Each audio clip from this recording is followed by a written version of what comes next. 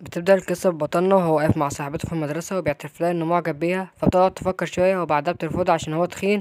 ومن ناحية تانية كان صديقه مستنيه تحت، ولما بينزل بطلنا صديقه بيحس إنه زعلان، وساعتها بيعرف إنه اترفض وبيقول له أنا قلتلك من أول ما تروح. وبعدها بيروح بطلنا وبيقرر إنه يوقف نظامه الغذائي بسبب إنه مبقاش جايب أي نتيجة. وبعد لما بياكل بيقرر إنه ينزل يجري شوية، وبعد لما بيجري شوية بيقف عشان يستريح، وساعتها بيسمع صوت حد بيندهله، ولما بيبص جنبه مش بيلاقي حد. وبعدها الصوت ده بيكلمه تاني وبيظهر له العجوز طاير في الهوا. وبعدها العجوز ده بيقول له انت سريع جدا، وكمان الدماء بتاعته مميزه وشبه منقرضه. وفي اللحظه دي بطلنا اللي اسمه تشوي بيكون خايف جدا، والعجوز لما بيقرب منه بيقول له ما تخافش. وبعدها بيقول له خليني اعرفك بنفسي، انا سيد الخراب مسؤول عن الوحوش شبه الجزيره الكوريه. وبعدها بيبص على تشوي وبيقول له شكلك كده مش فاهم انا بتكلم في ايه. وبعد كده بيطلع قطعه من القماش معاه وبيرميها على تشوي، وتشوي لما بتترمي عليه القماشه دي بيحس انه متكتف. وبعدها العجوز ده بيلفه جوه القماشه وبيطلعه منها تاني، ولما بيطلعه تشوي بيكتشف انه في مكان تاني، ولما بيبص حواليه بيترعب. وبعدها بيسأل العجوز ده وبيقول له انا فين، وساعتها العجوز بيقول له بص يمينك وشمالك. فلما بيبص تشوي بيلاقي مجموعه من الوحوش، وبعدها العجوز بيقول له ده عالم الوحوش، بيقول ان الوحوش دي كانت كائنات بتخاف منها البشر جدا. وبعدها بيقول عن السبب وجوده هنا، وان كل 666 سنه بيتم اختيار ملك جديد للوحوش دي، لازم تسمى مهرجان ملك الوحوش، فبيتم التصويت لملك جديد. الحدث ده بيحضره كل الوحوش في العالم بما ذلك شبه الجزيره الكوريه. وتشي في اللحظه دي بيقول له انا مالي، وبيطلب منه ساعتها انه يرجع البيت تاني. والعجوز مش بيهتم ليه وبيكمل كلامه وبيقول له انه لازم يعدوا المرشحين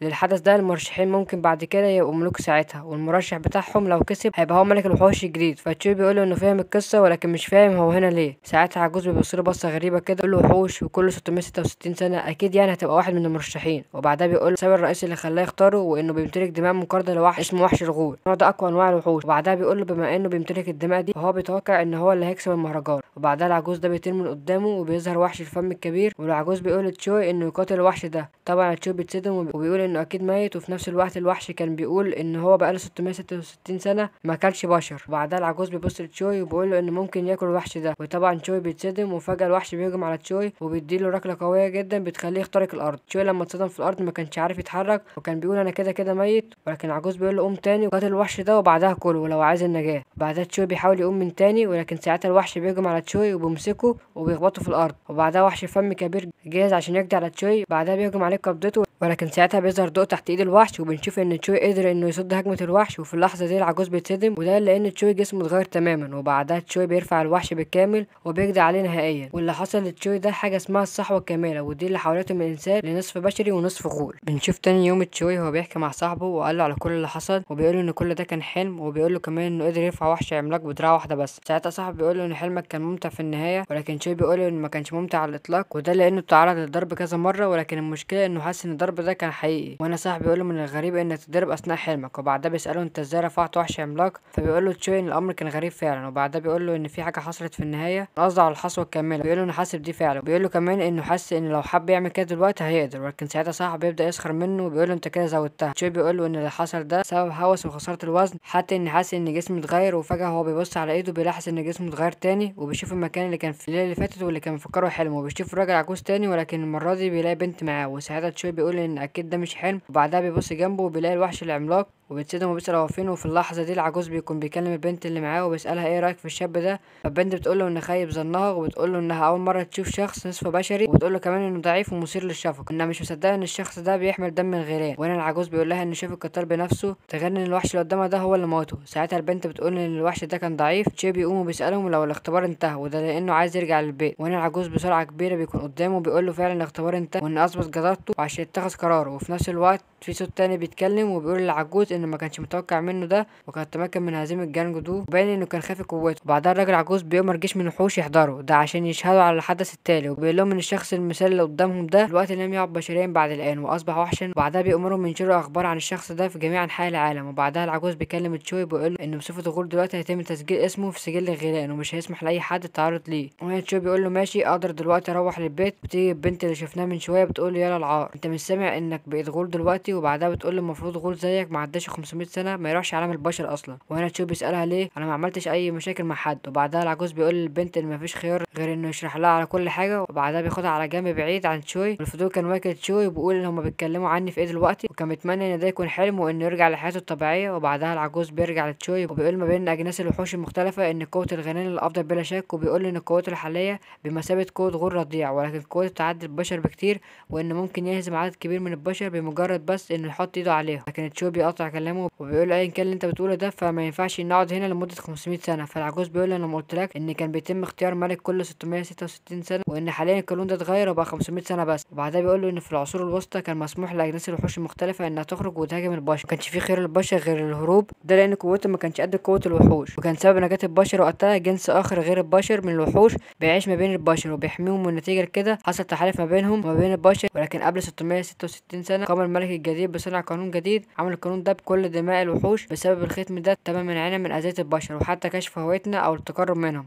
عشان كده البشر قالت ان الوحوش دي مجرد اساطير ومجرد قصص بتتقال للاطفال. وبعدها بيفرحوا وبيقولوا ان القانون ده مش هيفضل كتير، لكن في مده نص سنه هينتهي الحكم الملك ده وهينتهي معاه العقد اللي عمله. في هذه السنه ستحين اللحظه التي ينتظرها جميع الوحوش، وكل الوحوش هيتم تحريرها، هيشنوا حرب على البشر هترجع لهم اصلهم. في اللحظه دي تشوي بيتصدم طبعا لانه مش عايز ده يحصل. وبعدها العجوز بيقول ان كل اللي عليه انه يستنى 6 شهور دول وانه يتعلم التحكم في قوته عشان يمشي بسرعه. وهنا تشوي بيقول له ازاي اتعلم استخدام قوتي وايه اللي هيحصل بعد لما اتعلم استخدامها. ساعتها العجوز بيمسك لحيته وبيقول له انت بتفكر في ايه؟ الوقت ده تشوي كان بيفكر ايه اللي هيحصل لو اتحررت الوحوش. وبعدها بيقول انه لازم يحمي البشريه، لكن رغم ده في فوضى كبيره هتحصل ويمكن ساعتها البشريه تنتهي. وبعدها العجوز بيقول له ان عزيمته كويسه ولكن احتمال نجاته ضعيفه، ولكن المحاوله مش هتخسر حاجه. وبعدها بتيجي البنت اللي شفناها من شويه بتقول له ما تتفوهش باشياء مستحيله، مستحيل الشخص ده يبقى ملك الوحوش. وبعدها الراجل العجوز بيقول لتشوي نسيت اعرفك عليها، اسمها سيول هو، وهي طفله هتشارك في المهرجان وهتكون من المرشحين منصب الزعيم زي تشوي بالظبط. ساعتها سيول بتقول للعجوز انت ليه قلت له على اسمي من غير لما اسمح لك؟ وبعدها بتقول انا سمعت انك هتزود من قوتك عشان تعرف ترجع لعالم البشر. وتقول له ساعتها اتمنى انك ما ترجعش في كلامك لان وقتها تكون شخص ضعيف وعديم الشرف. وبعدها الراجل العجوز بيقول لتشوي ان البنت دي عايزه تروح لعالم البشر هي كمان، انها مصيره على الدخول الاختبار في اقرب وقت. وبعدها البنت دي بتقول للعجوز انها المفروض اصلا ما تاخدش الاختبار لان قوتها معروفه. وهنا العجوز بيقول انه لازم يقيم قوتها الاول. بعدها بتقول له اتمنى ان ده ما يكونش اخد اعذارك وخلاص. والعجوز بيقول لها انها قدامها اختبار دلوقتي عشان يدرس تعاملها مع البشر، احنا معانا دلوقتي نصف بشري، دي فرصه مناسبه، دي افضل طريقه للحكم على مؤهلات. يكون قصده انها تدرب تشوي ولو شاف نتيجه في اخر الشهر فهي مؤهله انها تروح لعالم البشر. وبتبدا تصرخ في العجوز وبتقول انت ازاي عايزني ادرب شخص زي ده كده بتعجزني وخلاص. فالعجوز بيرد وبيقول لها بما انك مش عايزه تعلمي شوي فتستني بعد 6 شهور زي اي شخص، لان مفيش اي فايده اصلا عشان تروحي لعالم البشر. وبعد كده بيظهر زي بوابه وبيختفي منها الراجل العجوز. فالسيول بتقول لشوي انت تعرف اي حاجه عن قوه الوحوش؟ فبيقول لها لا. فبتقول ان مفيش اي خيار تاني قدامها. وبعدها بيظهر وراها وحش عملاق زي اللي تشوي موته قبل كده. ساعتها تشوي بيتصدم وبيقول مش عايز يكرر الكتير ده تاني. في الوقت ده السيول كانت بتفكر في نفسها على عكس البشر فالوحوش مفيش اي جنس اخر يعدين في القوه، ولكن الوحوش دي بتختلف في السلال. لكن لما تختفي الغلال نقيه الدماء تختلف الاراء على مين سيحتل المركز الاقوى، ولكن لما يتحكم عليهم الاختيار سيكون هذا الاختيار من نصيبي. وبعدها بتؤمر الوحش يواصل هجومه على تشوي. وبعدها البنت دي بتربط في الوحش وبتقول لتشوي دي قدره من قدرات الوحوش الاقوى وهي السيطره على الوحوش الاقل منها قوه. لكن تشوي ما كانش فاهم حاجه وخايف. ساعتها البنت بتقول ان بقاء الواد ده كده مش هيساعده انه هيكون اقوى. بعدها بتعمل ضربه وتقول له هل رايت ذلك؟ وبيقول لها ايوه. وبعدها بتقول له ان في نوعين من القوه العرقيه والقوه المكتسبه، لازم تتعلم ما هي القوه العرقيه دلوقتي. بتقول له ان مساعده الغيلان هي القوه العرقيه عنده عشان تستخدمها فانت مش محتاج اي حاجه، ولكن القوه المكتسبه مختلفه شويه وهي دي اللي بتفرق ما بين قوه الوحوش، لان ممكن الوحش الضعيف يطور قوته المكتسبه دي ويبقى اقوى من الوحوش القويه. وبعدها بتقول له بص كده على السلاسل اللي على الوحش ده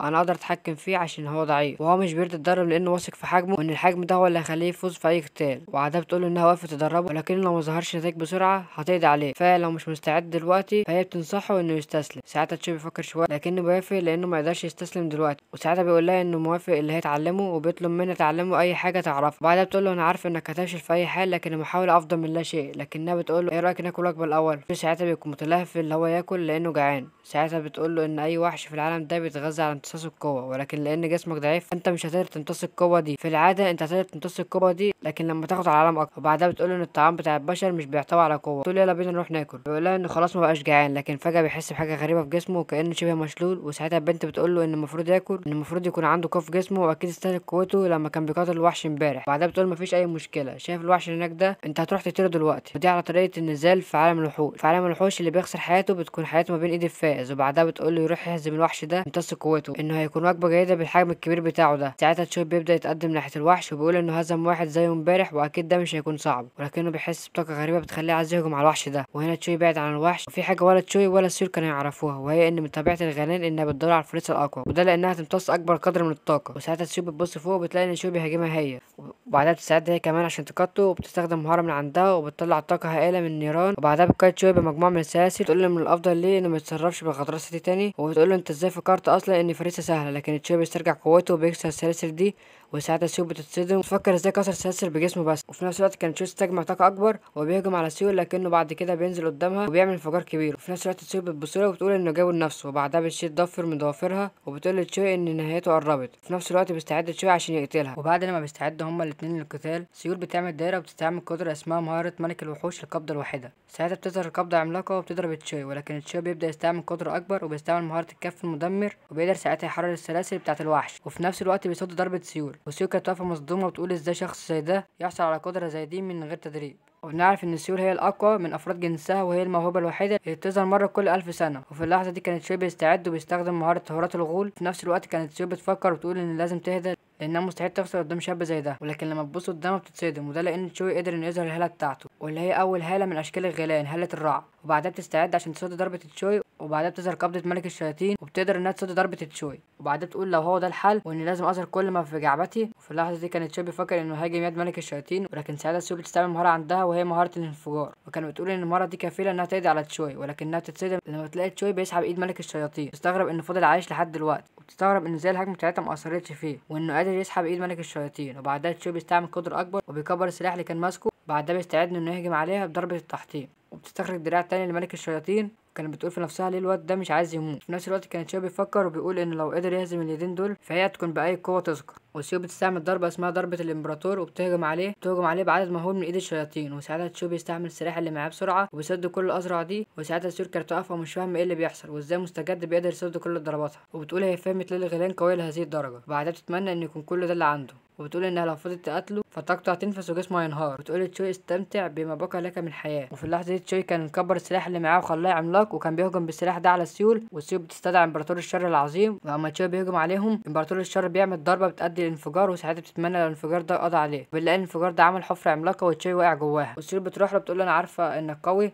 لكنك خلاص قربت تموت وان جسمك بدأ ينهار، ودي نتيجة لأفعاله المغفلة. لكن بتقول انها لو قتلته العجوز مش هيعدي الامر ده بالساهل. وبعدها بتسمع تشوي بينادي على امه، وسيول بتمد جسمه بالطاقه، وبعدها بتقول له ان لو ما رجعش لرشده هي تقتله المره الجايه. تشوي بيغمى عليه، ولما بيصحى بيلاقي نفسه على سرير، وساعتها بيتساءل بيقول انا فين. وساعتها بيلاحظ ضوء جاي من ناحيه الباب، وسيول بتفتح وبتكون جايبه له مشروب ساخن. وبعدها تشوي بيتاسف لها على اللي حصل امبارح، وبعدها بتساله ازاي قدر يستخرج كل القدره دي. وبعدها بتقول له سيبك من الكلام ده واشرب المشروب اللي انا جبته لك، وان المشروب ده لو برد فهي هتخلص عليه. لكن لما بيجي يشربه بيلاقي ان طعمه مقرف، والسيول بتقول له هتخلص عليه لو بصك الدواء ده. وبيسالها وبيقول لها البتاع ده معمول من ايه، بتقول له ان من الاحسن ما يعرفش. بعد ما بيخلص الدواء بيقول لها انه ما عندوش اي مانع انه يقتل كل الوحوش ده لانهم هيأذوا البشر بالتاكيد، وانه ما عندوش اي مانع انه يقتل كل الوحوش وهيبذل كل اللي عنده عشان يحمي البشر. بعدها بيقول لها لما سالتك على طريقه تانية لزياده القوه بسرعه غير الطريقه المقرفه دي. بعدها بتقول له ان افضل طريقه لزياده القوه هي التهام الوحوش، ولكن قبل ما تتهم الوحش لازم يكون في نزال متفق عليه من الطرفين. يعني ما ينفعش انك تقتل اي وحش عادي، وده لان القاعده دي لو مشيت كان تم قتل كل الوحوش الضعيفه، مش هيكون ليهم اي فرصه في النمو. وبعدها بتقول ان كل الوحوش عرفت انك نص غول، ده معناه ان مش هيكون في نزال متفق ما بينه وما بين وحش تاني. الوحش بتاع امبارح ده كانت سيول هزمته قبل كده واجبرته انه يقاتل تشوي. بعدها بتقول له ممكن اللي قتلك الوحوش القويه جدا ودول غالبا مالكش اي فرصه قدامهم. وبعدها بتقول له بعيدا عن الوحش اللي هرب فانا عندي ليك هديه. لما بيطلعوا بره بتوري له وحش ضخم، ساعتها تشوي بيقول لها هي دي الهديه، وبتقول له ايه رايك بقى في الهديه. بعدها تشوي بيسالها وبيقول لها هو مش ده وحش، وتقول له ايوه لكن هو فاقد حقه كوحش، وده لانه هاجمني قبل كده وانا اللي هزمته، وعلشان كده انا ممكن اعمل فيه اللي انا عايزاه. وبعدها بتقول له انهم بيتعاملوا معاهم على انهم حيوانات مش وحوش، ممكن تعمل بيه اللي انت عايزه. بعدها بتقول له انت مالك متنحني كده ليه، وتقول له اللي قدامك ده مجرد حيوان دلوقتي. وفي اللحظه دي الوحش راح واقف ورا تشوي وبيهاجمه، لكن تشوي بتتفادى ضربه الوحش. وبعدها سيو بتقول انا ما كنتش فاكره انه هيقدر يتفادى ضربه سريعه زي دي، لكن شكله بيتعلم بسرعه. وعلى اي حال خلينا نشوف هيقدر يعمل ايه. بتقول ان خصمه قوي وخصمه كلاب النار، كان مشهور شويه لكنها قضت عليه لما كان بيهاجمها بشكل غير شرعي، يعني من غير لما هما الاتنين يتفقوا على القتال. وبعد الاحداث دي بقى هو هدفه انه يبقى الاقوى. وبعدها بنشوف الوحش وهو بيهاجم تشوي، وسيو بتتساءل هو ليه لحد دلوقتي ما استدعاش الهاله بتاعته. وبتقول رغم ان الوحش ده فقد للوعي ان لسه قوه جسمه قويه، غير ان قوه المساعده بتاعت تشوي مش هتنفع مع الوحش ده، وده لانه مهاجم سريع وعشان كده هي اختارته، وده لانه هيكون مفيد في تدريب تشوي. لكنها بتتصدم لما بتلاقي تشوي قادر انه يتفادى ضربات الوحوش ويسدد له كمان، بالرغم ان الوحش ده اسرع من تشوي. وبنرجع بالزمن عشان نعرف ايه سبب السرعه دي، وهي ان تشوي كان بيتدرب على الملاكمه، والمدرب كان بيقول له ان لما يفقد وزنه هيكون سريع جدا في الملاكمه، وده لانه كان بيلعب ملاكمه وهو وزنه تخين، وكان بيحاول يبقى سريع بالوزن ده، فهو اكيد هيبقى اسرع لما يفقد وزنه. بنرجع لتشوي وهو بيوجه ضربات ناحيه الوحش، والوحش ما كانش قادر يعمل اي حاجه، وكان بيقول ان هدفه الاول ما كانش الحصول على القوه، وهو بس كان بيحلم انه يفقد وزنه، وانه ما فقدش هدفه، وده اللي خلاه سريع جدا في القتال، وخلاه كمان يتعلم بسرعه، وده لانه طول حياته مارس 16 رياضه منهم 7 فنون قتاليه، على الرغم ان وزنه فضل ثابت زي ما هو الا ان الفنون القتاليه دي نفعته دلوقتي، بالذات لما دمجت الفنون القتاليه بقوه الغيلان، علشان كده ضربتي اصبحت قاتله. ومن الناحيه التانيه كانت سيول مصدومه من اللي شايفاه، وده لانها كانت فاكره ان تشوي هياخد وقت طويل لحد ما يهزم الوحش، ولكن تشوي قدر انه يخلص على الوحش في 5 دقايق. وبعدها تشوي بيبص على نفسه بيقول انه اتطور بسرعه كبيره، وفي نفس الوقت سيول اكتشفت انه بيستخدم فنون قتاليه، وبتقول ان مفيش اي حد في عالم الوحوش بيستخدم فنون قتاليه، وعشان كده تشوي هيكون مميز، وده لانه بيدمج ما بين الفنون البشريه وقوه الوحوش، على الرغم ان ما عداش وقت طويل على الحصول على جسد وحش انه تمكن من استيعاب كل شيء، وقدراته اكبر بكتير عن اللي كانت متوقعاه. وبعدها بتتسال هتعمل ايه دلوقتي، وبعدها تشوي بيبص ناحيه سيول وبيلاقي ان هو اللي فاز في القتال، وبيتمنى ان طريقه الاكل دي انه ما ياكلوش فعلا، وبتقول ان الموضوع مش كده، ولكن المهم دلوقتي انه يفوز بشكل كامل. تشوي بيقول لها انت قصدك ايه، وفجاه الوحش بيهجم على تشوي وبيعض من كتفه وبيشده وبيرميه بعيد. ولما تشوي بيبص على مكان العضه بيلاحظ ان الموضوع كبير وكانت بتؤلمه جدا، وفي نفس الوقت الوحش جيب صخره وبيرميها على تشوي، والسيول كانت واقفه بتتفرج وبتقول انه استعجل في تقدير القتال. بتلاحظ انه خايف من الاصابه، وبتقول ان السبب الاكبر لخوف البشر من الاصابه هو خساره الاعضاء والتشوه، وان الخوف ده كمان ناشئ في جينات البشر، علشان كده تشوي خايف جدا. فلما تشوي بيبص على مكان الاصابه بيلاحظ انها رجعت تاني. في اللحظه دي الوحش بيهجم على تشوي تاني وبيعوره في بطنه، لكن الجروح بتختفي، والوحش بيهاجمه تاني، لكن تشوي بيقدر انه يتفادى الضربه وبيستعد انه يهجم على الوحش. وفي اللحظه دي كانت تشوي بتقول ان الوحوش مش بيبالغوا بالاصابات الصغيره، هي بس بتهتم بالاصابات القاتله. وبعدها تشوي بيضرب ضربه قويه للوحش تخليه يتهبط في الارض ويعمل انفجار، وتشوي بيقول انه اكيد قضى عليه، وبيقول ان لما دمج الفنون القتاليه مع قوه الغيلان اصبح اقوى من قتال امبارح. كانه كان بيقول ان الوحش ده قوي جدا لدرجه انه كان حاسس انه بيهجم سياره، لكن لما بيبص على الوحش بيقول ان ممكن اصابته دي تتعافى ويقوم من تاني. وبعدها سيور بتيجي وبتقول له ان الضربه بتاعتك دي اسقطت الوحش، رغم انه لسه ما ماتش، ان الضربه دي مش هتخليه يقوم تاني بالساهل. وبتساله ايه رايك في قوه الغيلان، تشوي بيقول لها انت قصدك اني استخدمت قوه الوحوش، بيقول لها انه حاسس انه ما عملش حاجه، وسيور بتقول له ان استخدام القوه مش بالشيء العظيم، المهم ان انت تتدرب على القوه دي عشان تبقى اقوى. وبتقول له اصلا ان القوه دي كانت غريزه فيك، وان جسمك اتعافى بسرعه لما انت جات لك الاصابه، واخر ضربه ضربتها كان بسبب قوه الوحوش الغريزيه اللي عندك. وبعدها بتساله لو حاسس باي حاجه تاني، وبيقول لها ان حاسس ان كان في كهرباء في ايده وهو بيهجم الوحش، وتقول ان دي قوه الوحوش، وانه كمان لسه مبتدئ وعشان كده مش هيحس بيها كويس، وهيحس بيها في البدايه انها قوه مؤلمه شويه. وبعدها بتقول له انك اكيد اكتسبت المزيد من القوه لما قتلت الوحش ده. بتقول له انها كانت فاكره انه هيفضل يهرب من الوحش، ولكنه الصراحه فاجئها، وبتجيب له الوحش ده وبتقول له ان ينهي الامر. مش انت عايز تعمل اي حاجه عشان تبقى اقوى؟ انا دلوقتي جبت لك الطريقه. وبعدها بتساله انت قتلت وحوش قبل كده غير الفم الكبير، فبيقول لها لا، وبتقول له ان لازم دلوقتي ينهي على الوحش ده، وبتقول له لو ضرب ضربه في المعده هتكون ضربه قاتله، وده لان مكان تجمع الطاقه عند الوحوش، وهتكون الهدف المثالي عشان يخلص عليه ضربه واحده، والضربه دي ممكن يعملها مع كل الوحوش حتى لو الوحش مش منهك. كان ساعتها تشوي بيقف محتار وما كانش عايز يضرب الوحش. تشوي بتقول ان اول مره في كل حاجه بتكون صعب، وبعد كده هيتعود على الموضوع. وتشوي بيجمع الطاقه وبيسدد الضربه ناحيه الوحش. وبعدها سيو بتقول له يمسك مصدر قوته في ايده، بتقول له ان ده الوعاء الداخلي بتاع الوحش، وبتكون فيه كل قوته، لو ابتلعها هتبقى قوه الوحش دي ملكه. بيبلعها تشوي لكن مش بيحس باي حاجه. وبعدها بيقول لسيو ان مفيش اي حاجه حصلت، وبيقول لها ان لازم يزعل عليك قوه في البدايه زي قصه الخياليه والافلام. لكن بعدها بيبص على كتفه وبيلاقي غراب بيتكلم. ساعتها تشوي بيتخض بيسالها هو ايه ده. ساعتها الوحش ده بيتحول على هيئه بشر. ساعتها سيو بتسال البنت دي وتقول لها انت ايه اللي جابك هنا، وتقول لها هو في سبب لكي التقي بالاصدقاء، وعلى اي حال انا جاي هنا عشان شويه اعمال. وبعدها بتبص على تشوي بتقول هو ده الغول اللي داير عليه الشائعات. وبعدها بتقول له اتشرفت بمعرفتك، انا سول مي. تقول له انها صاحبه سول مي من هم صغيرين. وبعدها تشوي بيعرفها بنفسه، وسيو بتبص لها بقرف وبتقول لها انت عايزه ايه، وبتقول لها انها جايه هنا عشان هي شغاله مع الجد